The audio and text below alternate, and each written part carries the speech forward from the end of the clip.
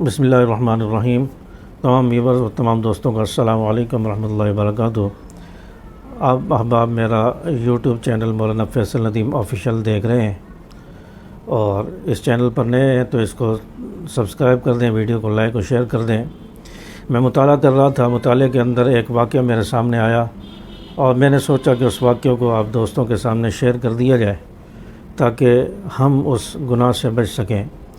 حضرت عبداللہ ابن عباس رضی اللہ تعالیٰ عنہ بہت بڑے مفسر قرآن گزرے ہیں، نبی کے زمانے کے بہت بڑے مفسر تھے۔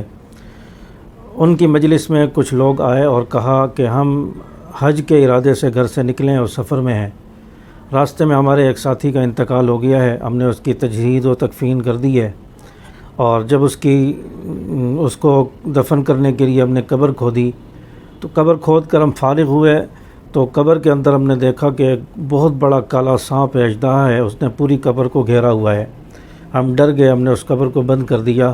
پھر ہم نے دوسری جگہ قبر کھودی تو دوسری جگہ جب قبر کھودی تو اس میں بھی ہمیں وہی اژدہا نظر آیا، اور تیسری جگہ قبر کھودی تو وہاں بھی ہمیں وہی اژدہا نظر آیا۔ ہم نے اپنے ساتھی کی میت کو ایسے ہی باہر چھوڑ دیا ہے اور ہم آپ کے پاس آئے ہیں، ہمیں بتائیں کہ ہم کیا کریں۔ تو حضرت عبداللہ ابن عباس رضی اللہ تعالیٰ عنہ نے ان لوگوں سے کہا کہ اس شخص کا کوئی ایسا بد عمل ہے جس کا یہ عادی تھا، اور وہ عمل جو ہے اس کے سامنے اب آ رہا ہے، وہ اژدہا کی صورت میں، سانپ کی صورت میں اس کے سامنے آ رہا ہے۔ چنانچہ حضرت عبداللہ ابن عباس رضی اللہ تعالیٰ عنہ نے ان لوگوں سے کہا کہ آپ اس کو اسی طرح ہی قبر میں دفن کر دو، اس اژدہے والی قبر میں اس کو دفن کر دو، کیونکہ زمین کے جس حصے میں بھی آپ اس کے لیے قبر کھودو گے وہاں آپ کو اژدہا نظر آئے گا۔ چنانچہ وہ لوگ واپس گئے، انہوں نے اپنے اس ساتھی کو اژدہا والی قبر میں دفن کر دیا اور اپنے حج کے سفر کے لیے روانہ ہو گئے۔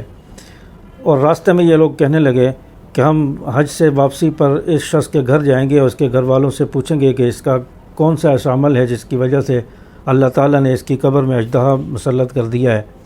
چنانچہ یہ لوگ حج سے فارغ ہوئے اور واپسی جب آنے لگے تو اس شخص کے گھر گئے اور جا کر پوچھیں کہ اس کا کون سا ایسا عمل ہے۔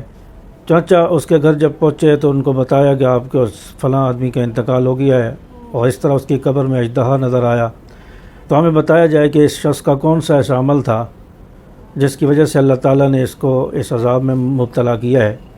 چنانچہ اس کے گھر والوں نے کہا کہ اس شخص کا یہ عمل تھا کہ یہ غلہ بیچا کرتا تھا، اور غلے کی بوریاں جب گھر میں آتی تھیں تو یہ ان بوریوں میں سے اپنے گھر کے لیے تھوڑا تھوڑا غلہ نکال لیتا تھا، اور اس غلے کی جگہ یہ ان بوریوں کے اندر بھوسا ملا دیا کرتا تھا تاکہ اس غلے کا وزن برابر ہو جائے۔ چنانچہ یہ اس کا عمل تھا، اور پھر بھوسا ملا کر اس بھوسے کی بھی اصل غلے کی قیمت لگا کر یہ آگے فروخت کرتا تھا۔ چنانچہ یہ اس کا عمل تھا۔ تو یہ عمل جو اس کا تھا، غلے میں ملاوٹ کرنا، بھوسا ڈال دینا، اس کو پھر لوگوں کے ساتھ دھوکہ کر کے، فراڈ کر کے پھر اس کو اصل قیمت میں فروخت کر دینا، اس کا یہ عمل جو ہے اللہ کے ہاں قبول نہیں تھا۔ اللہ کو اس کا یہ عمل پسند نہیں آیا، اور اللہ تعالیٰ نے اس شخص کو عذاب میں مبتلا کر دیا ہے۔ اس لیے میرے اپنی تمام ویورز سے، تمام دوستوں سے درخواست ہے، جو تاجر ہیں، جو کاروبار کرتے ہیں، دیانتداری کے ساتھ کاروبار کریں، کاروبار میں ملاوٹ نہ کریں، کاروبار میں جو ہے 2 نمبر چیز کو ملا کر اس کو اصل بتا کر اصل قیمت میں نہ فروخت کریں۔ یہ دھوکہ دینا، فراڈ کرنا، یہ کہیں کل قیامت کے دن مرنے کے بعد کہیں ہمارے لیے عذاب قبر کا باعث نہ بن جائے، کہیں ایسا نہ ہو کہ اللہ تعالیٰ ہمارے لیے بھی اس طرح کا فیصلہ کر دے اور ہماری قبر میں بھی اللہ تعالیٰ اس طرح کا اژدہا مسلط کر دے۔ تو اس لیے ڈرنے کی ضرورت ہے اس چیز سے۔